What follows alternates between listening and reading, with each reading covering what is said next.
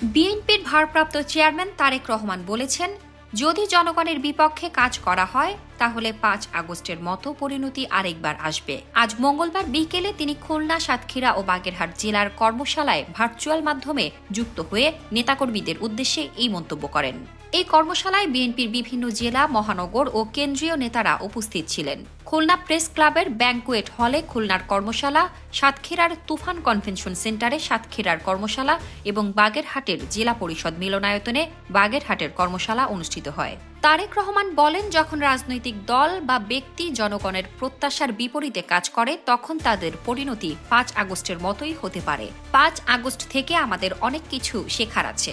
জনগণের পাশে না থাকলে, তাদের আশা আকাঙ্ক্ষা পূরণ না করলে সেই পরিণতি আরেকবার আসবে। তিনি আরও বলেন, যদি জনগণ আপনার পাশে না থাকে তাহলে আপনি কিভাবে নেতা হতে পারেন? নেতা হতে হলে জনগণের পাশে দাঁড়াতে হবে, তাদের বিপদে আপদে সাহায্য করতে হবে। কিন্তু যদি আপনি এমন কিছু করেন যা জনগণের মনে কষ্ট দেয়, তাহলে জনগণ আর আপনার পাশে থাকবে না। তারেক রহমান বলেন, বর্তমানে মানুষ বিএনপির ভবিষ্যৎ পরিকল্পনা জানতে চায়। আগামী নির্বাচনে বিএনপির সবচেয়ে বড় সম্ভাবনা রয়েছে এবং জনগণ বিশ্বাস করে বিএনপি ক্ষমতায় গেলে দেশের জন্য কিছু ভালো করবে।